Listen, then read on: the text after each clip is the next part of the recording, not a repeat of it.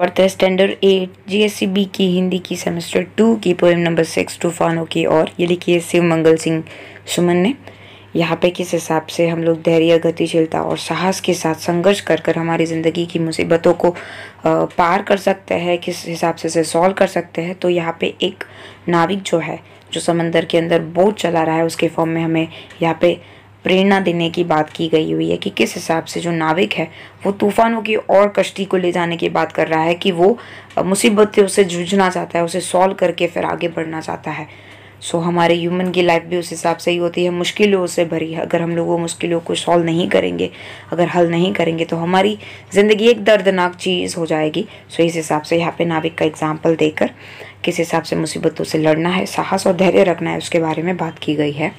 तूफानों की ओर घुमा दो नाविक निज पतवार, आज सिंधु ने विष उगला है, लहरों का यौवान मचला है, आज हृदय में और सिंधु में साट उठा है ज्वार, तूफानों की ओर घुमा दो नाविक निज पतवार। यहाँ पे बता रहा है कि जो नाविक है वो अपनी पतवार मीन्स जिससे चाकू चलाते हैं उसको तूफानों की ओर घुमाने के लिए बोल रहा है कि जो विष है, समंदर है, जो सिंधु नदी है, सिंधु समंदर है, उसके अंदर विष उगला है, बड़ी बड़ी लहरों की यौवान मची हुई है, उसके हृदय के अंदर मानो गुस्सा सा छा गया हुआ है, हर जगह पर तूफान ही तूफान है। सो इस हिसाब से जो नाविक को बोल रहे हैं कि तूफानों की ओर घुमा दो ताकि मैं उस मुसीबतों का सामना कर पाऊँ। लहरों के स्वर में कुछ बोलो, इस अंधड़ में साहस तोलो, कभी कभी मिलता जीवन में तूफानों का प्यार, तूफानों की ओर घुमा दो नाविक निज पतवार। यहाँ पे ऐसा बोल रहा है कि जो लहर है वो आपसे कुछ बोलना चाहती है। ये जो अंधड़ है, ये मुसीबत है, उसके अंदर आपके साहस का परिचय होगा, आपकी साहस की कैटेगरी क्या है वो पता पड़ेगी कि आप कितने साहसी हो, आप निडर हो, कैसे हो, आपका परिचय होगा खुद से।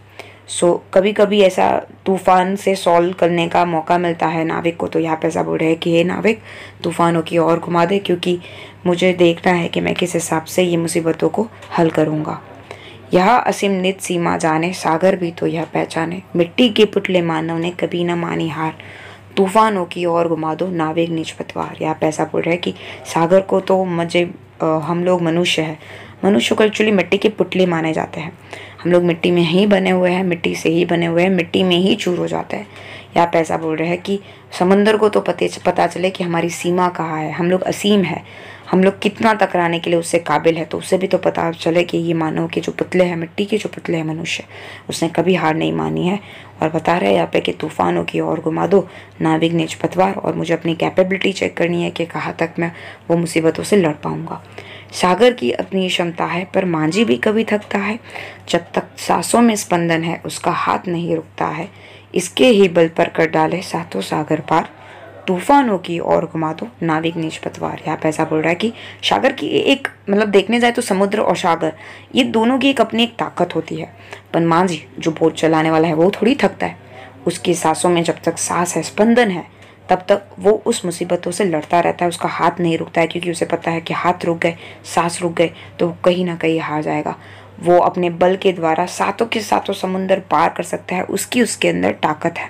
सो यहाँ पे बता रहे हैं कि तूफानों की ओर घुमा दो नाविक निज पतवार, के चलो मुसीबतों से सामना करता है और इस हिसाब से तूफानों की ओर घुमा दो नाविक, ताकि पता पड़े मेरी कैपेबिलिटी क्या है। होपफुली आपको समझ में आ गया होगा। Thank you so much. अभी तक आपने हमारी चैनल को सब्सक्राइब नहीं किया है तो सब्सक्राइब आइकन को क्लिक करके सब्सक्राइब कर दीजिए। कमेंट में ज़रूर बताइए वीडियो आपको कैसी लगी और लाइक करना मत भूलिएगा। Thank you so much.